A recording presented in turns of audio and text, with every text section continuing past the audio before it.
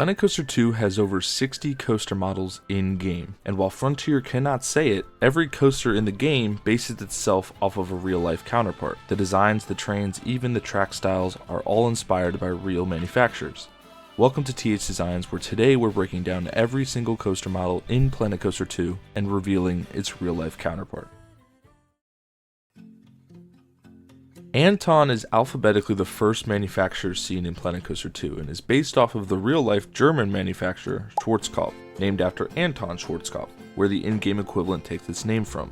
While being considered a rather legendary manufacturer, Schwarzkopf only has one coaster model in Planet Coaster 2, that being the Shuttle Loop model, which in-game is referred to as the Looping Sun, likely referring to the company's first ever traveling model. Schwarzkopf went bankrupt in 1983, however this coaster model is still easy to find today, as many of them remain, such as Montezuma's Revenge at Knott's Berry Farm, or Super Duper Looper at Hershey Park. Big M's Rides is based on another German manufacturer, Mack Rides, a company responsible for many of today's most successful coaster models. In-game, there are 5 coaster models attributed to Mack Rides. First, we have the launched LSM, a versatile coaster type that allows for just about any type of inversions or track elements. The ride is basically a combination of two very similar products by Mack, those being the launch coaster and the mega coaster models, with really the only difference being the use of a chain lift or an LSM launch, both of which are available in-game with this model. This model type is rather popular and can be found across the world, most notably seen recently on Epic Universe's Stardust Racers in Orlando. The spinning coaster shares its name with its real-life counterpart. Not to be confused with Mack's Extreme Spinning Coaster, which we will see soon, this model is rather popular and offers a family alternative to Mack's otherwise thrilling lineup of products. Real-life examples include Sierra Sidewinder at Knott's Berry Farm and Space Fantasy at Universal Studios Japan. The Splash Coaster is not just any water coaster, it features a special element called turntables that rotates riders, a feature that is unique to Mack's Super Splash model.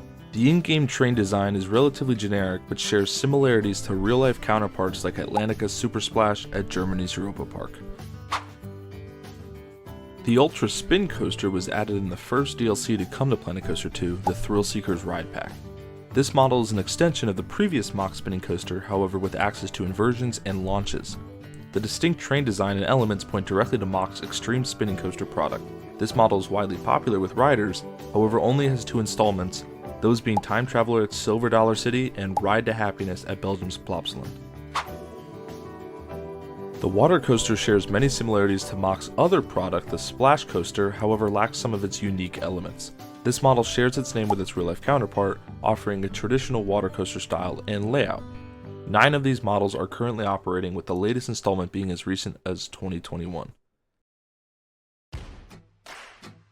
City Peninsula is a bit of a strange one, only having one coaster type in the game.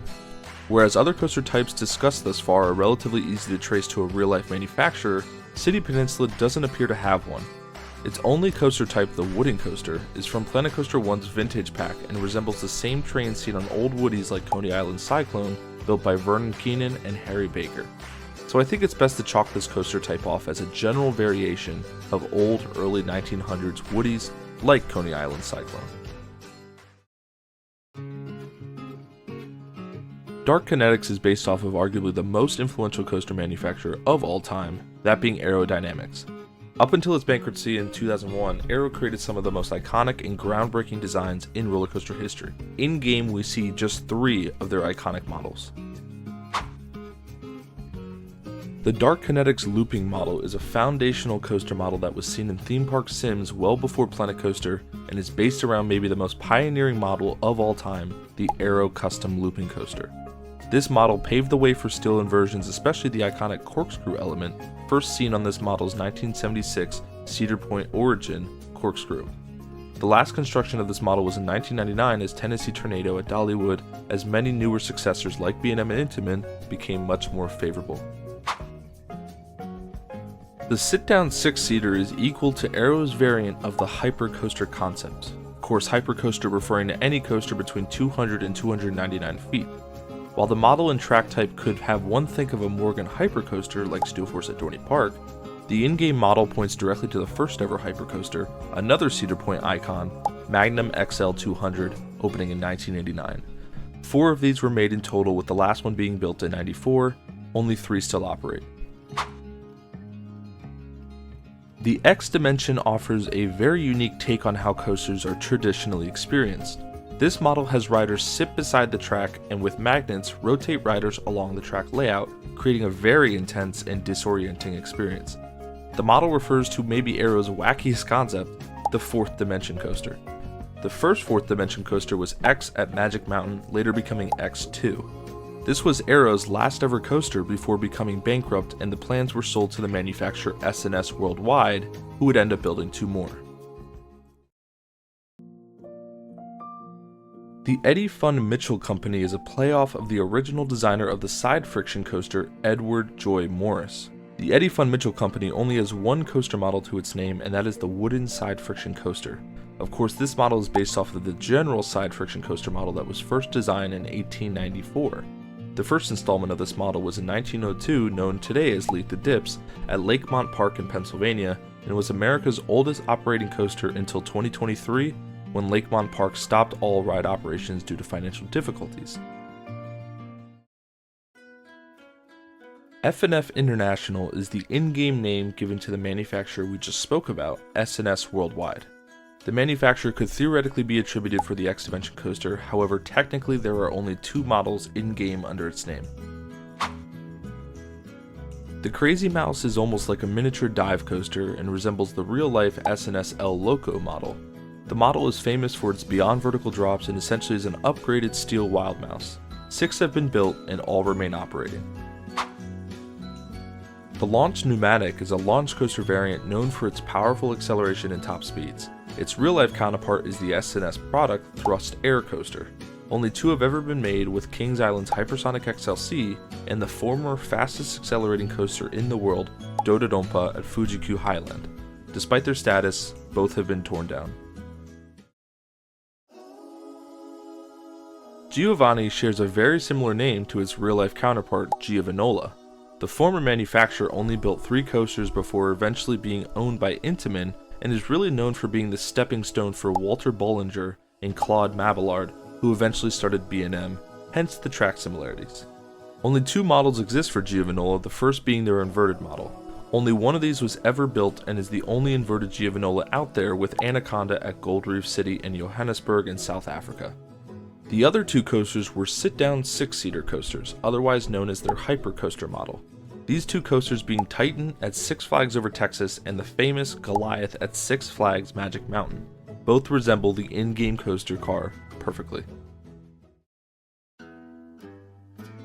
Grand Coasters Worldwide shares a very similar name to its real-life counterpart, Great Coasters International, often just GCI. GCI is a relatively young manufacturer known primarily for its reliable and thrilling wooden coasters, which in game is the only model available. The wooden coaster is obviously based off of GCI's wooden coaster product, with the key giveaway being the iconic GCI Millennium Flyer trains. Real-life equivalents would be Mystic Timbers at Kings Island or Wicker Man at Alton Towers. High Peaks Construction is in reference to the real-life Rocky Mountain Construction, otherwise RMC, one of the biggest names in the roller coaster world, known for their pioneering hybrid coasters and single-rail models. In-game, they have 3 models attributed to them. Speaking of RMC's single-rail coasters, in-game the single-rail model can be traced to the real-life T-Rex track. What is interesting is the bulkier T-Rex track is a real concept by RMC, however has never been built, and their smaller Raptor design is much more popular. However, not in-game, not at least without mods. Next is perhaps RMC's most famous model, the steel-railed wooden hybrid, or otherwise known as the I-Box coaster, named after the shape of the rails. This model can be ground up like a Zadra Energylandia, but most are conversions of old wooden coasters, often reusing material. The real-life equivalent to the steel top track is the RMC Topper Track model. An alternative to the I-Box, the Topper Track places steel on top of an otherwise wooden track. Originally used to reinforce existing Woodies, the track type would eventually be used on some ground-up coasters like Lightning Rod at Dollywood. Jerry St. Lauer is the Planco name for the German manufacturer Gerstlauer. Famous for their vertical and compact model, Gerstlauer hosts 2 models in-game. The launched Hyperdrop references perhaps Gerstlauer's most popular model, the Eurofighter. The model often has a drop of beyond 90 degrees and can be seen with a launch as well, hence the name. The Limitless model refers to Gerstlauer's Infinity model, essentially a next-gen Eurofighter with an expanded train and typically larger layouts. The most popular example being the record-breaking Smiler at Alton Towers. King to Mile is an interesting one. It refers to the in-house manufactured coasters, likely directly referencing Kings Island and specifically their infamous coaster, the Beast. Because of this, the quote-unquote manufacturer only has 1 model in-game. The King to Mile wooden coaster is essentially the basic wooden coaster in Planet Coaster, with real-life equivalent Philadelphia Toboggan Coaster trains, otherwise PTC trains. As aforementioned, the most obvious example of this model is the Beast at Kings Island. Movement construction can be tied to the real-life dynamic attractions manufacturer who often work alongside Disney and Universal Studios. Despite this, the manufacturer only has 1 model in-game. The Mine Train resembles the real-life Steel Mine Train by Dynamic Attractions, specifically their coaster, Big Thunder Mountain Railroad, at a few different Disney parks, offering a relatively simple Mine Train model. Murphy Rides is a play on the real-life German manufacturer Maurer Rides. Maurer technically has 2 models in-game, however only 1 assigned to the name Murphy Rides. That'll make a little bit more sense in a second. The Murphy Rides spinning coaster shares the same name as its real-life equivalent. The main difference between this model and other spinning coasters is its isolation as 1 car per train. Murphy & Son is an extension of the last manufacturer, Murphy Rides. The manufacturer has only 1 model, and I assume is named such because the model came before the company officially became Maurer in 2014 and was formerly Maurer Sons. The only model for this manufacturer is the Star Loop, or otherwise known as the Sky Loop model, first built in 2004. The model is short and concise and is a relatively strange one, differing from many of Maurer's other products, especially their current ones. Outamax is in reference to arguably the #1 manufacturer in the world at the moment, and that is Intamin Amusement Rides, or Intamin for short. The manufacturer has been around for over 50 years and is responsible for some of the best coasters on Earth. With 10 models in game, it's tied second for the most. The bike and sidecar's literal name can be linked to the Intamin Steel launched motorbike model. This model is most famous for its installation at Universal Studios Orlando, known as Hagrid's Motorbike Adventure. The Energy Coaster equals the real-life accelerator model by Intamin, famous for its cable launch, speed, and height. The most famous example of this model, and the one the in-game train resembles the most, is the now-defunct King de Ka at Six Flags Great Adventure, the former tallest coaster in the world. The launched hydraulic shares a similar launch as the previous model, however with its differing track type and F1 train design, the model likely points to the LSM launch coaster product by Intamin, although the in-game model does use a cable launch similar to the Energy model. The LSM Raid was perhaps Planet Coaster's biggest coaster addition yet, as it resembles one of the most loved and versatile models out there, the Intamin Blitz model. Known for its small yet snappy layouts with bursts of speed and punchy airtime, this model is perhaps most beloved of them all, or at least currently.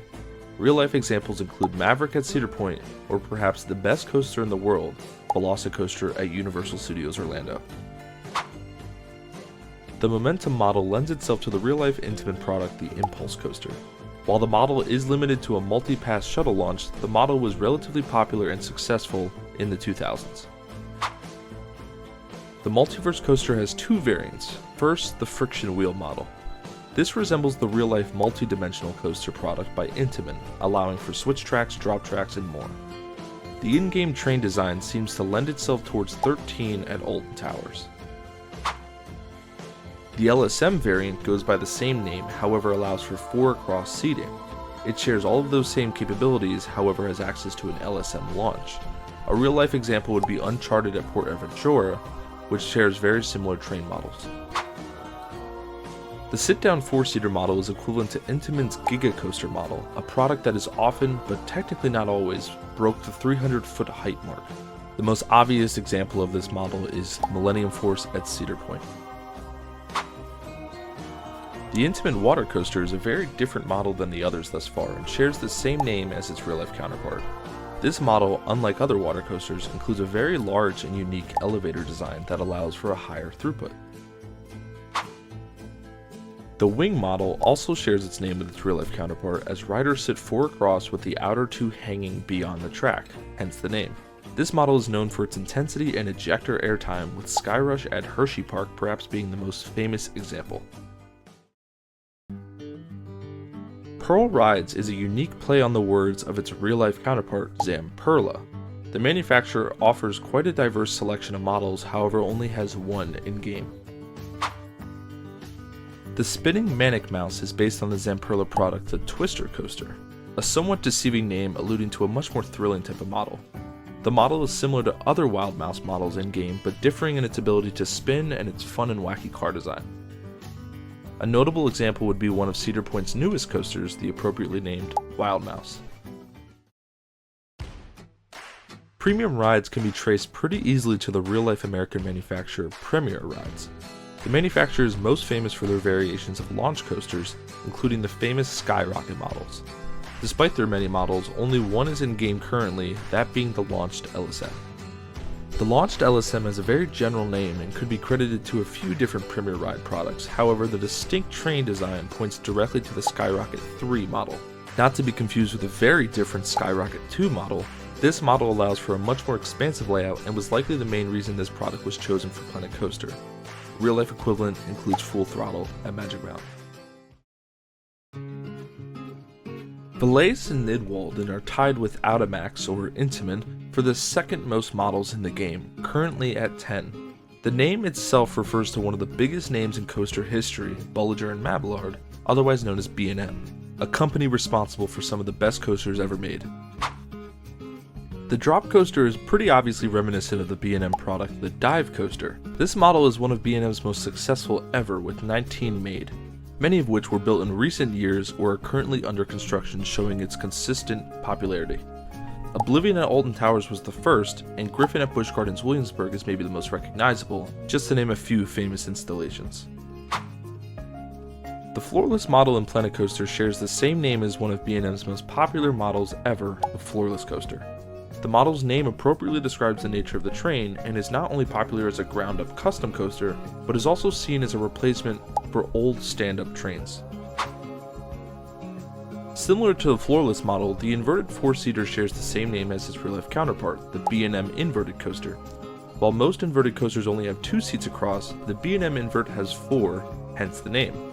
This is another of B&M's highly successful models with 32 different installations according to RCTB, the most of any B&M model.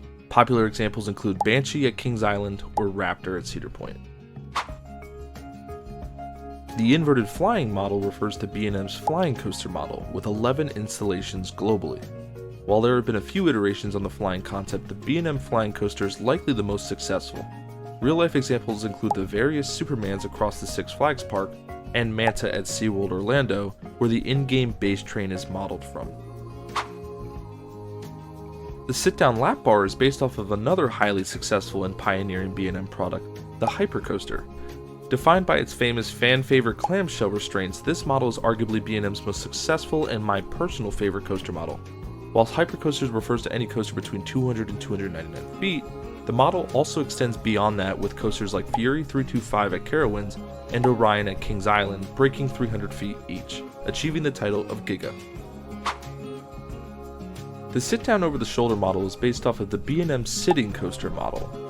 You may recognize the model from Roller Coaster Tycoon with the versatile Twister coaster. However, this model's success does not reach the heights of its colleagues, as only 6 were ever made.